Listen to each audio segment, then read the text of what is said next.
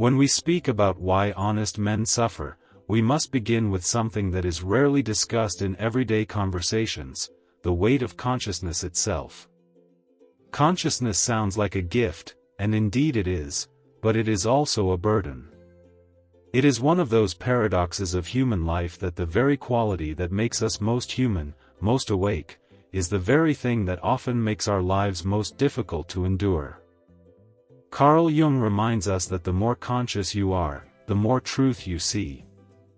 And when you see more truth, you also see more of the contradictions, the flaws, the wounds, the injustices, both in yourself and in the world around you. For the honest man, this awareness is sharper, clearer, and more piercing than it is for others. He does not grant himself the luxury of looking away. He cannot hide behind easy illusions or tell himself comforting lies, because to do so would mean betraying the very thing that makes him honest. While many people escape the harsher realities of life by clinging to denial, by numbing themselves with distraction, by constructing little narratives that make them feel better, the honest man looks at life directly. He looks at himself directly. And that gaze is not without cost. Think of it this way: consciousness expands your field of vision. It's like walking into a room with all the lights suddenly turned on. At first, it feels empowering. You can see everything. But then, the more you see, the more you realize that the room is not as clean as you thought it was. The walls are cracked, the corners are dusty, the floorboards are warped. Suddenly, you are aware of every flaw, every imperfection, every shadow. Most people prefer dim lighting, because in dim lighting, the world seems softer, kinder, easier to manage. The honest man cannot dim the lights. He walks through life with the lamps turned on full, and that is why he suffers. This burden of consciousness also means that honest men feel contradictions within themselves more deeply. They notice when their actions fall short of their values. They recognize the gap between who they are and who they long to be. And they cannot soothe themselves with excuses or deflections. That inner awareness cuts sharply, sometimes more sharply than the judgments of others. And yet, paradoxically, this same honesty also keeps them true. It keeps them from falling into the trap of self-deception, which Jung believed to be one of the greatest dangers to the soul. The world is not kind to truth-tellers. We say we want the truth, but what we often want is comfort. We say we value honesty, but what we reward is conformity. The man who insists on looking at things as they are finds himself bearing not only his own pain but the pain of those around him who would rather not see. He becomes, in a sense, a vessel for truths that others refuse to hold. And because he refuses to numb himself with denial, he feels those truths with an intensity that burns. There is a psychological weight to honesty that cannot be underestimated. It is heavy because it strips away illusions, and illusions are what so many of us lean on to survive. Consider how often we soften reality for ourselves, telling ourselves that relationships are fine when they are not, that our work fulfills us when it doesn't, that we are happy when deep down we are restless. The honest man cannot do this for long. His conscience will not allow it. His inner voice will not allow it. So he carries the burden of clarity, and clarity is often painful. Carl Jung once wrote that, "There is no coming to consciousness without pain." That line alone tells us everything we need to know about why honesty feels so heavy to those who practice it. Consciousness requires us to awaken to truths that disturb, that unsettle, that even destabilize us. And once you are awake, you cannot go back to sleep. Once you have seen, you cannot unsee. The honest man lives in this awakened state, navigating a world that prefers to remain half asleep. Now, let me ask you, have you ever noticed how children can often see through things adults ignore? A child might point out the hypocrisy of a parent, or the tension in a room, or the sadness in someone's eyes, while everyone else pretends nothing is wrong. That piercing innocence, that clarity, is something we learn to cover up as we grow older, because society teaches us to wear masks. But the honest man never fully learns to mask himself. He continues to see with that piercing clarity, like a child who never agreed to be trained into blindness. And because of that, he suffers. But let's also recognize something deeper here. Consciousness is not only about noticing what is wrong in the world or within ourselves. It is also about noticing complexity. Life is rarely simple. Every truth contains its shadow. Every joy is tinged with sorrow. Every gain carries the possibility of loss. The honest man feels the fullness of this paradox more than most. When others cling to black and white thinking, the honest man is forced to live in the gray, in the tension of opposites. He suffers because he cannot escape ambiguity, and yet it is this very willingness to live in complexity that makes him whole. And here is where Jung's psychology becomes so crucial. He tells us that wholeness comes not from denying parts of ourselves, but from integrating them. The honest man, because he refuses to lie to himself, is constantly in dialogue with his inner contradictions. He cannot repress his doubts, his fears, his darker impulses. He must face them, wrestle with them, and in doing so he carries an internal burden that others do not. But this wrestling, painful as it is also the source of his eventual strength. His suffering is not meaningless, it is formative. You see, when you are honest, you lose the comfort of illusions, but you gain something far greater, authenticity. And while authenticity is not an easy path, it is often lonely, often misunderstood, it is also the only path that leads to real freedom. When Jung speaks about individuation, the process of becoming fully yourself, he makes it clear that it is not a comfortable process. It is a process that asks you to confront the very things you would rather avoid. The honest man takes this path, willingly or unwillingly, and that is why his suffering runs deeper. But it is also why his life has a chance to shine with meaning that others may never touch. So yes, honest men suffer more. But let us not see this suffering as a curse alone. Let us recognize it as the mark of their vision, their courage, their unwillingness to sleepwalk through life. Consciousness is heavy, but it is also what makes life real. And when we ask ourselves why honest men suffer, perhaps the truer answer is that they suffer because they choose reality over illusion, truth over comfort, meaning over denial. And here is the question I leave you with: in your own life, how much truth are you willing to bear? Because the weight of consciousness is not reserved for a few, it is a burden available to all of us. To carry it is to suffer, yes, but it is also to live fully awake. And in the end, isn't that what we are here for, to be fully alive, even if it costs us our comfort? The burden of consciousness is heavy. But it is also the beginning of freedom. When we talk about why honest men suffer the most, one of the hardest truths we must confront is that they suffer because they refuse to run away from themselves. They are willing to face what Jung called the shadow. Now, the shadow is not some mythical creature hiding under our beds or a ghostly figure following us at night. It is far more intimate than that.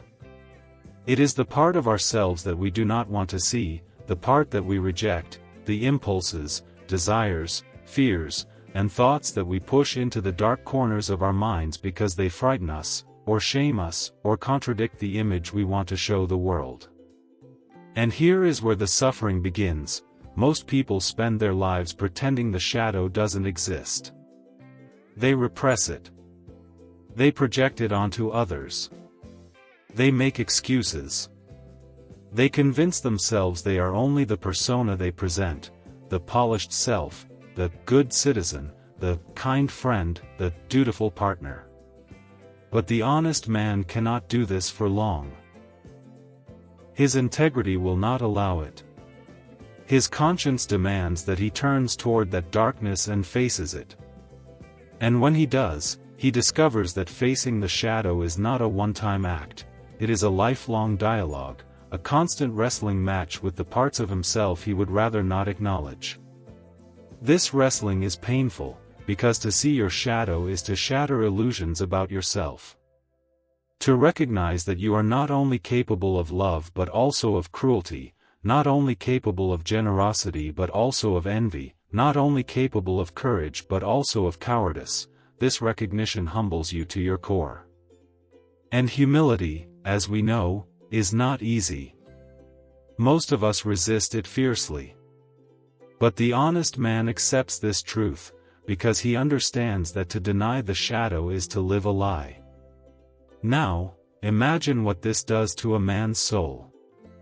Imagine walking through life knowing that every decision you make, every action you take, is shadowed by parts of yourself you would rather not admit. And then imagine choosing to confront that reality anyway, instead of burying it. That is the life of an honest man. His suffering is not only external, coming from the world's judgment or rejection, but also internal, arising from the raw, unfiltered awareness of his own contradictions. Jung believed that the shadow is not just darkness for the sake of darkness. It is also the doorway to transformation. Everything we refuse to face within ourselves gains power over us. The shadow that is ignored becomes destructive. The shadow that is faced becomes integrated, and in that integration lies strength. But honesty is the price of that integration. It is honesty that forces a man to sit down with his shadow and say, "I see you. I know you are part of me. And I will not pretend you are not there." That level of self-confrontation is not for the faint of heart.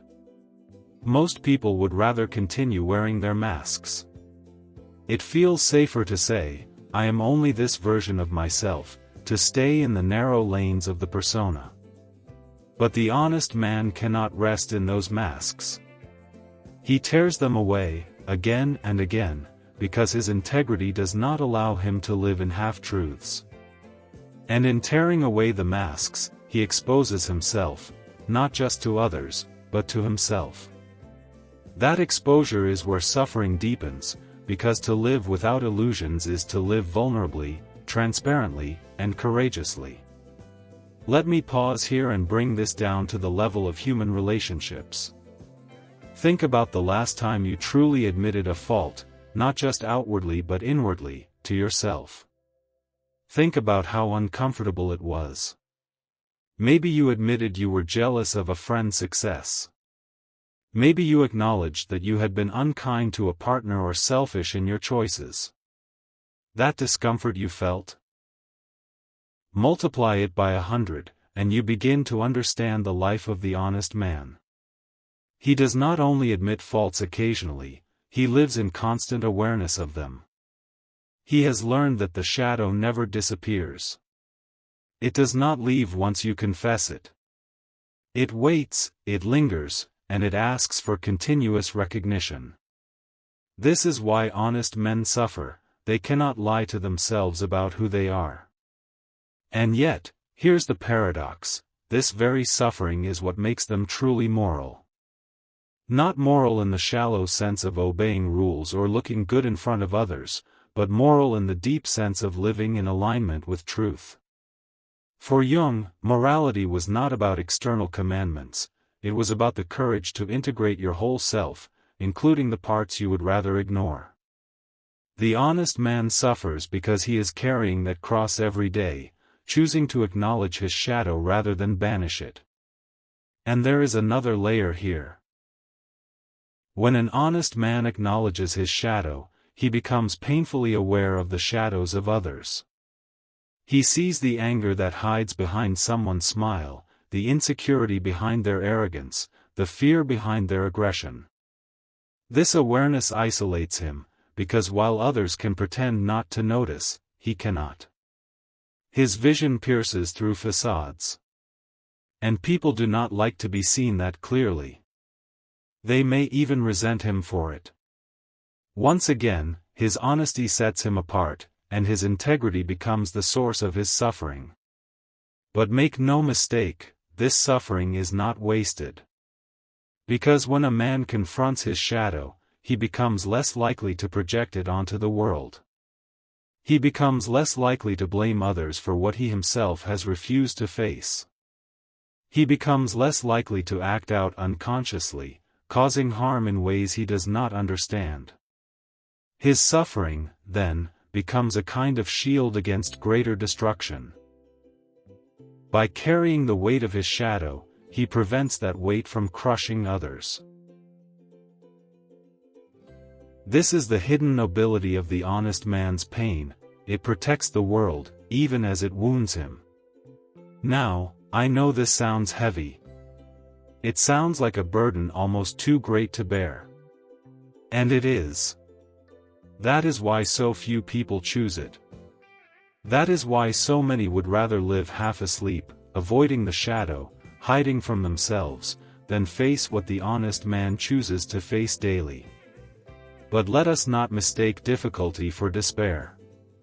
Jung teaches us that by embracing the shadow, by making it conscious, we move toward wholeness. And wholeness, not perfection, is the true goal of human life. To be whole is to be integrated. To be whole is to accept the light and the dark within you, not as enemies but as parts of a greater truth. The honest man suffers because he is walking this path of wholeness with eyes wide open. He stumbles, he bleeds, he carries more than his fair share, but he also tastes a depth of meaning that the shallow comforts of denial can never offer. Let me share with you a picture of this. Imagine a tree in winter. Its branches are bare, stripped of leaves, exposed to the cold. It looks vulnerable, fragile. But beneath the surface, the tree is alive. Its roots are deep, its core is strong, and when spring comes, it will blossom again. The honest man is like that tree. He allows himself to be stripped bare, to stand in the winter of his own shadow, knowing that in doing so, he is laying the foundation for authentic growth. The suffering is real, but so is the renewal.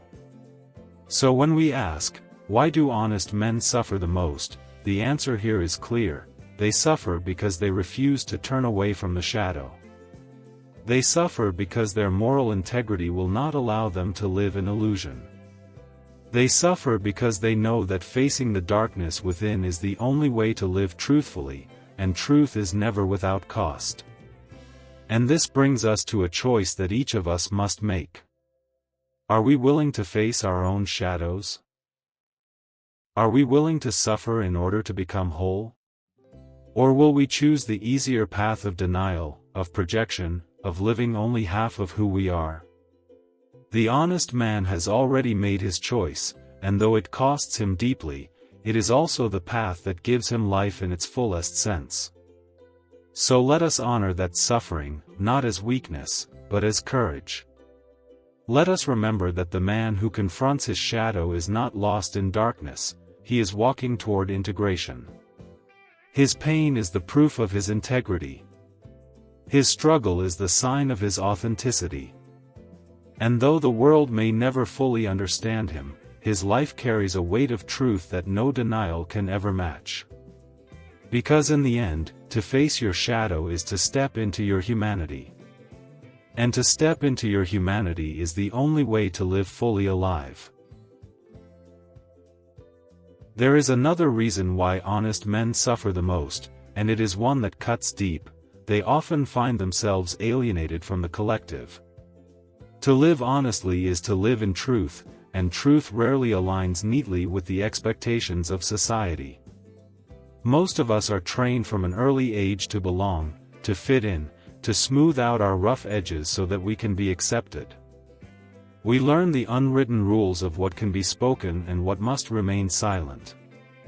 We learn how to nod along, how to keep the peace, how to say what others want to hear even if it is not what we truly feel. But the honest man cannot do this for long. He cannot betray himself in order to belong. And so, he pays the price for his integrity. He finds that when he speaks what others only think, he makes people uncomfortable.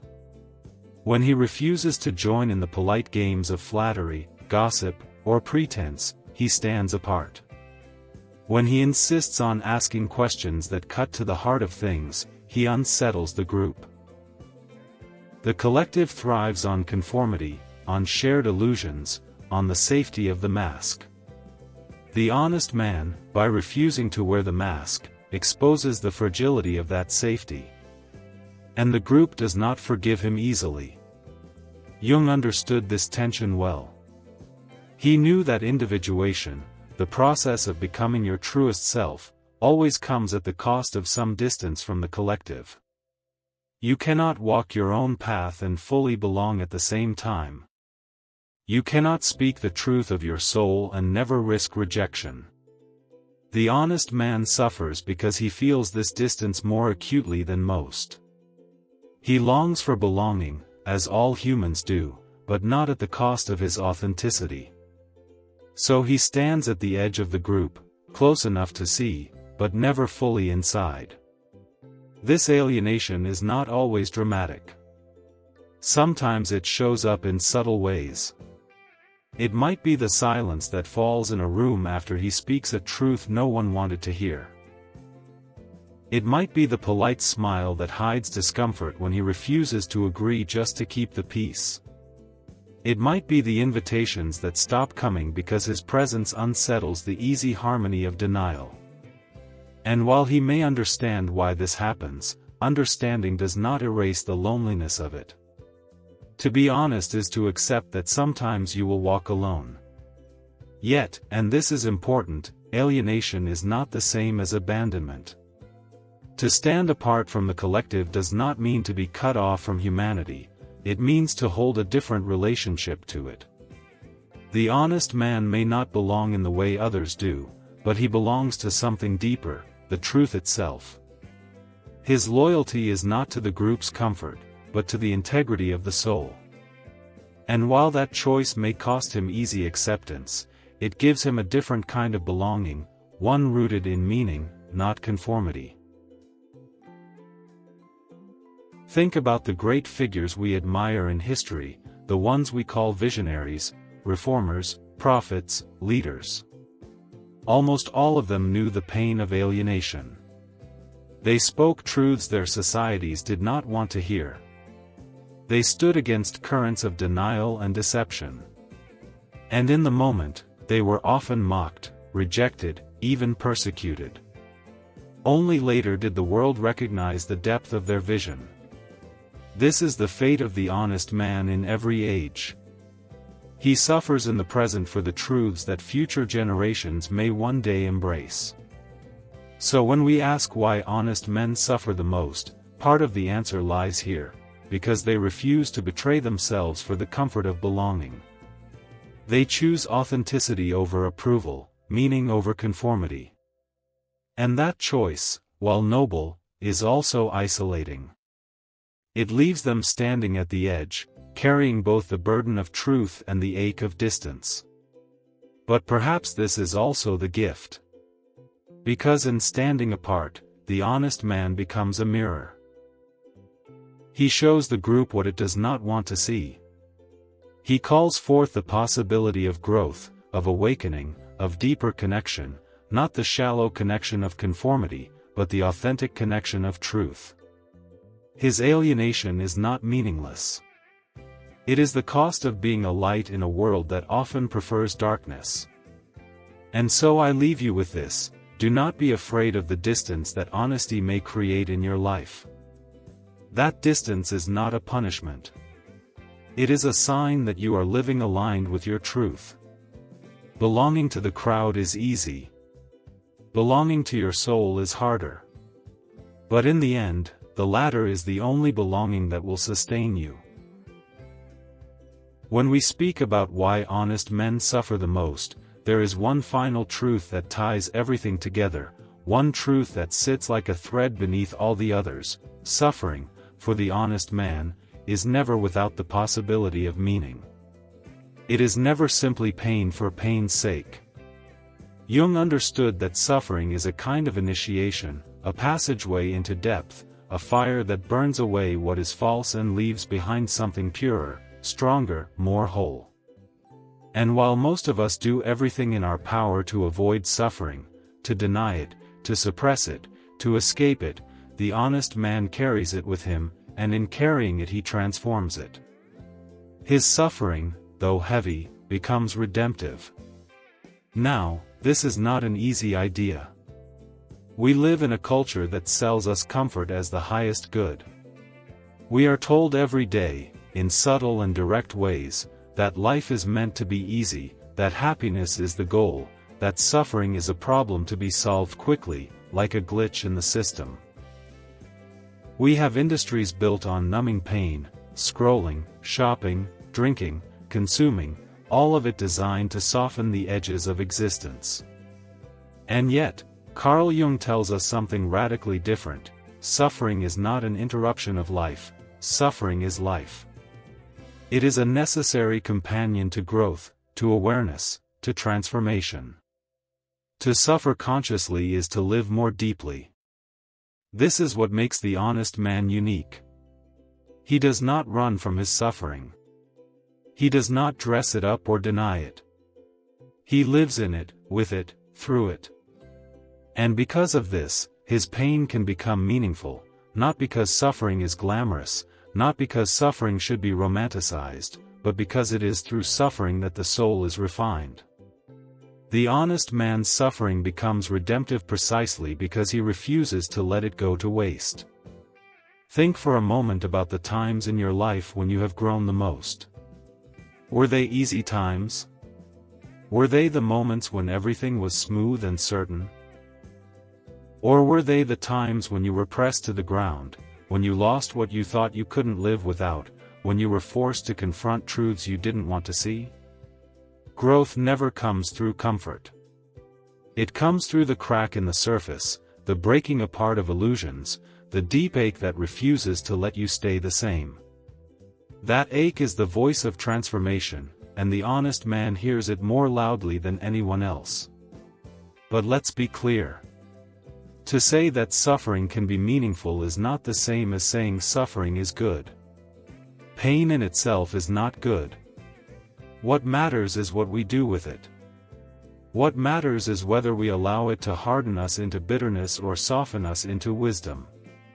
The honest man suffers more, yes, but he also has the chance to transform that suffering into insight, into compassion, into courage.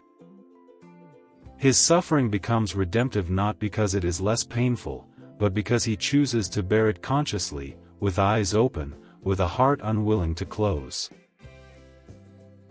Jung often spoke of individuation as a path through suffering.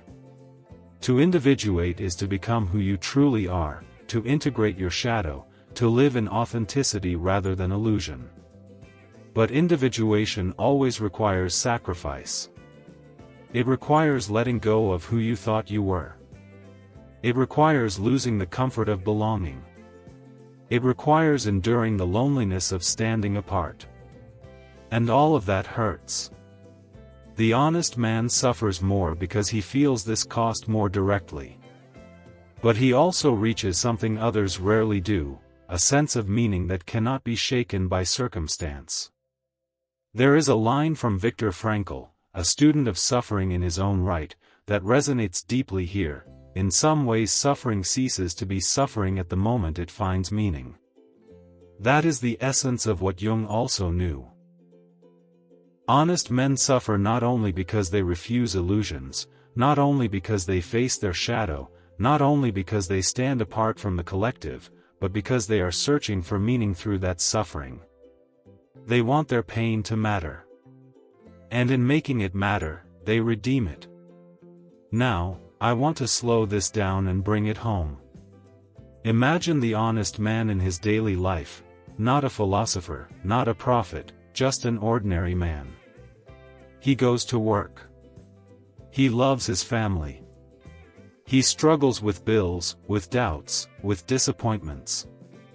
But unlike many around him, he does not hide from the truth of his life. He admits when he feels empty. He notices when his marriage is strained. He acknowledges when his work feels hollow. These admissions do not take away his pain, they deepen it. But they also give him the chance to ask real questions. What do I truly want? What do I truly believe? How do I live in a way that aligns with my soul? And when he begins to live by the answers, even if it costs him, he discovers a sense of meaning that is more valuable than the shallow comfort of denial. This is what makes his suffering different. For many, suffering is simply endured until it passes. For the honest man, suffering is endured until it teaches. That is the difference. His pain is not simply an enemy, it is a teacher. It leads him deeper into himself, deeper into compassion for others, deeper into the mystery of life. And while it hurts, it also awakens. Let's not pretend that this is easy.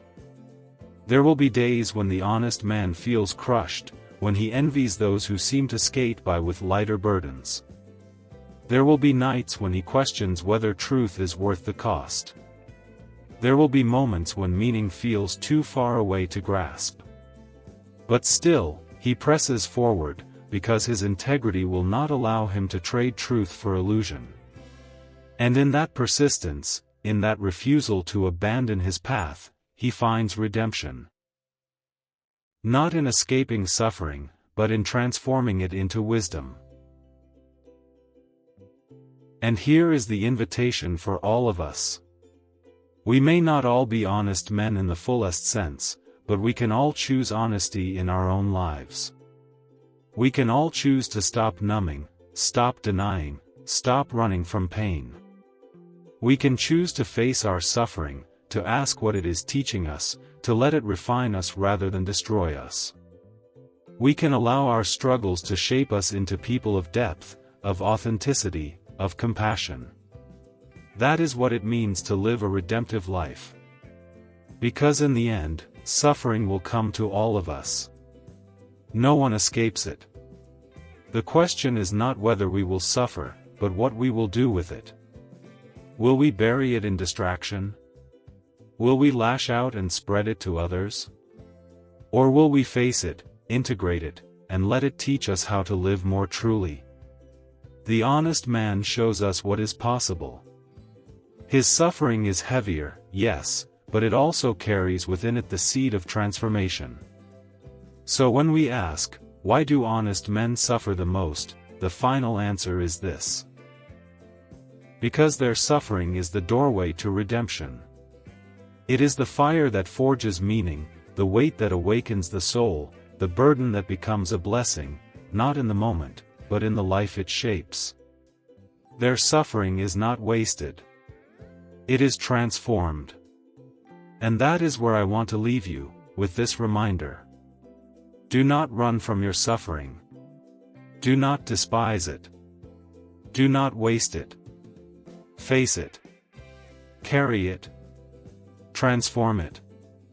Because in that very transformation lies your freedom. The honest man suffers the most, but he also lives the most. And in the end, that is the only life worth living. Conclusion that ties everything together in just a few lines. Honest men suffer the most because they carry the weight of truth, about themselves, about others, about the world. Yet in that very suffering lies their greatness. It is the burden of consciousness, the courage to face the shadow, the loneliness of standing apart, and the redemption of turning pain into meaning. And the choice before us is simple. To look away and live lightly, or to face the truth and live fully. Because in the end, it is better to suffer honestly than to prosper in illusion.